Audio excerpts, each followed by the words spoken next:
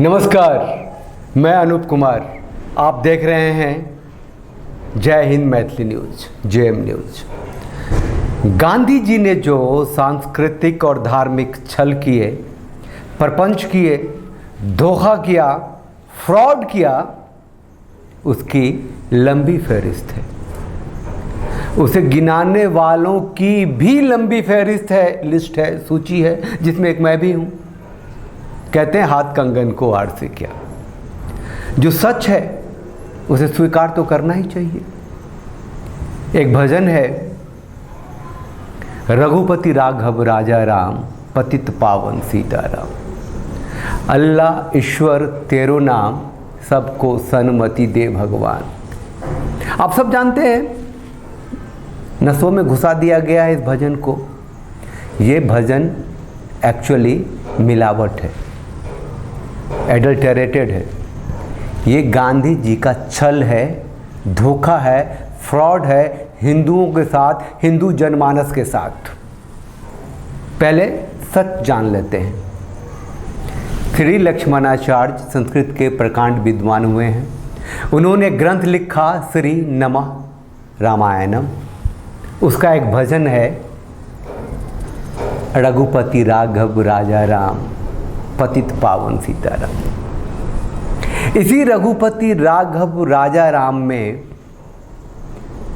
गांधी जी ने अल्लाह शब्द घुसेड़ के जहर फैला दिया था।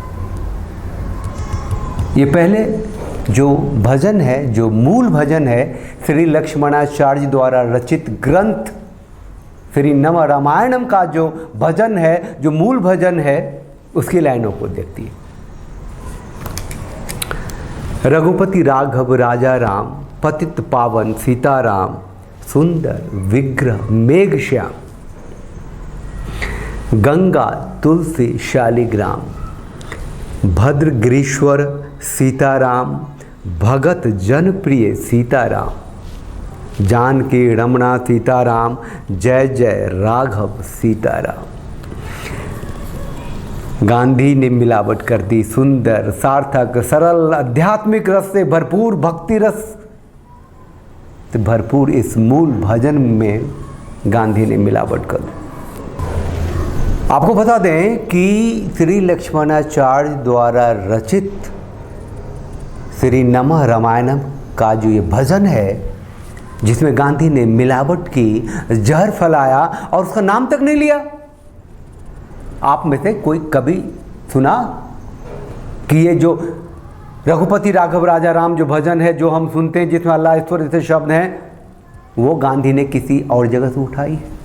श्री लक्ष्मणाचार्य जी का तो नाम छोड़िए, उस ग्रंथ मतलब मिटा दिया।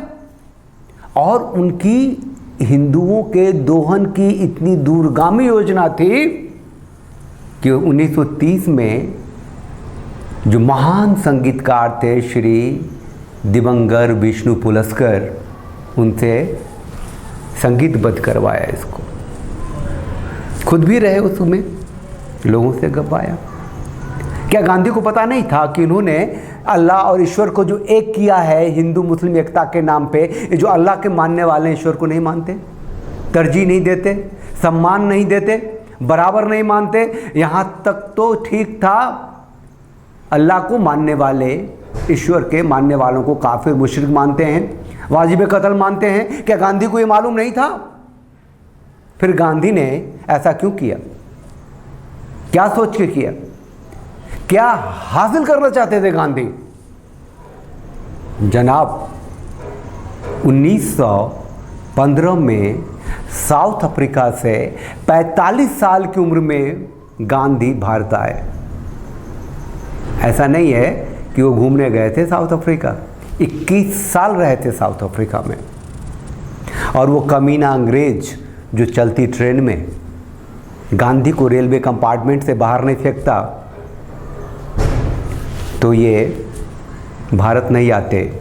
और 21 लाख लोग जैसे जिंदा काटे जाते हैं, काटे गए बंटवारे के नाम पे, वो नहीं होता। पूरे हिंदू जनमानस और राष्ट्र के साथ सांस्कृतिक छल नहीं होता, धार्मिक छल नहीं होता। ये गांधी को जब गोली लगी ना, तो उन्होंने कहा हे राम, ऐसा उनकी समाधि पे भी लिखा हुआ है। मुझे लगता है ये भी बहुत बड़ा प्रोपोगंडा है। जब गोली लगी होगी तो चिल्लाए होंगे, अरे बाप रे किसने मार दिया। लोगों ने कह दिया हे राम।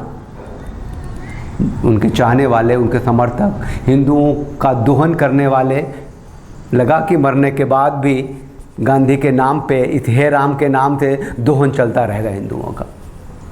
कुछ पढ़ता हूँ, लिख के लाया हूँ मैं। देखिए गांधी ने मूलतः किया क्या? रामराज्य, गोरक्षा, स्वदेशी शासन, ब्रह्मचर्य, हिंदू मुस्लिम एकता और अहिंसा की बात करते रहे गांधी। अहिंसा को हथियार बनाकर गांधी ने देशभक्तों की लाशें बिछा दी, क्योंकि जो भी अंग्रेजों से लड़ के आज़ादी लेने की बात करता था गांधी उसे अपराधी करार देते थे, आतंकी करार देते थे। क्यों भाई? कुछ नाम लेता हूं, देखिए चंद्रशेखर आज़ाद, अशफाक, राजगुरु, सुखदेव, भगत सिंह, बिस्मिल जैसे क्रांतिकारी गांधी की झूठी सत्याग्रह के ही भेंट चढ़े, इसमें कोई शक नहीं है। स्वदेशी शासन हासिल करने के लिए अहिंसा का हथियार बनाकर स्वाभाविक रूप से जो गांधी थे वो अंग्रेजों के एजेंट बन गए थे। अरे जनाब 1885 ईस्वी में A.O. हुइम्स ने एक संस्था बनाई, कांग्रेस। अरे कोई अंग्रेज भारत पे शासन करने के लिए संस्था बनाएगा? उसी कांग्रेस का हिस्सा बने गांधी। इतना ही नहीं, बाद में उन्होंने मुस्लिम लीग भी बनाने दिया, सहयोग किया। 1930 में गांधी ने ये सांस्कृतिक छल किया, इतना बड़ा छल जो आज तक इतिहास से गायब है, साहित्य से गायब है। लोग समझ नहीं पा रहे हैं कि ईश्वर अल्लाह तेरो नाम एक मामूली चीज़ नहीं थी। गांधी द्वारा प्रतिपादित हिंदुओं का जो दोहन आज तक हो रहा है उसका सबसे बड़ा हथियार था वो 1930 में किया उन्होंने।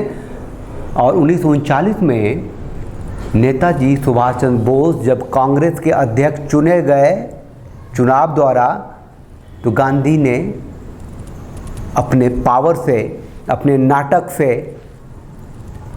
अपने अहिंसा की जो पावर थी उससे रिजिग्नेशन ले ली, त्यागपत्र ले लिया। अगर 1939 में चुने गए सुभाष चंद्र बोस कांग्रेस के अध्यक्ष रहते तो क्या देश का बंटवारा होता, बंटवारे के आधार पर आज़ादी होती, और उसके लिए 1947 तक इंतजार करना पड़ता। अरे उन्होंने तो 1943 में झंडा फहरा दिया था, कई देशों ने रिकॉग्निशन दे दी थी, भारत आज़ाद हो गया था। और फिर नेहरू कैसे प्रधानमंत्री बन गए भाई? क्योंकि 2 सितंबर 1946 को अंतरिम प्रधानमंत्री बनाए गए नेहरू, और वो उस समय कांग्रेस के अध्यक्ष थे।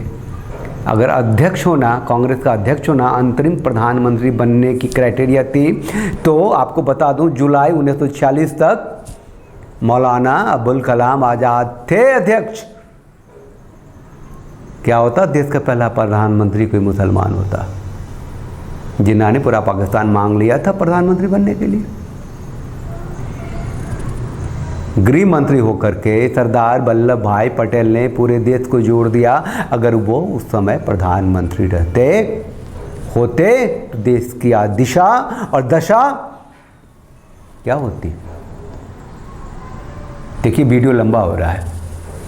हम बात करने आए थे कि गांधी का छल, गांधी का फ्रॉड, गांधी का प्रपंच हिंदुओं को दोहन करने के लिए जो हुआ, किसी ने कहा था, किसी मुसलमान ने कहा था कि हम हिंदुओं के बराबर खड़ा करो, जो हिंदुओं को मिटाना ही चाहते हैं धार्मिक रूप से। ये गांधी ने ऐसा क्यों किया? लंबी फहरिस्त है क्या क्या किया। एक बहुत ज़बरदस्त, हम आप सबसे कहना चाहते हैं कि जो मूल भजन है श्री लक्ष्मणाचार्य जी का, जो मूल भजन है रघुपति राघव राजा राम, अब इंटरनेट पे बहुत है, बहुतों ने गाया है, आप उसे सुनिए। और जो संगीतकार हैं, जो गायक हैं, उस मूल भजन को गाइए। आप लोग कर सकते हैं। एक्चुअली इसको मिटाना होगा, इसकी याद को ख़त्म करना होगा। और ये ऐसे तो होगा नहीं, जो जितनी लंबी लकीर खींच दी गई है पिछले 100 सालों में और 1930 से लेके अब तक 100 साल होने वाले हैं, उससे लंबी लकीर खींचनी होगी, तभी ख़त्म होगा ये। छोटे बड़े हर तरह के संगीतकारों ने गाया है, रघुपति राघव राजा राम, पतित पावन सीताराम, सुंदर विग्रह मेघश्याम, गंगा तुलसी शालिग्राम, गाइए उसको। देखिए,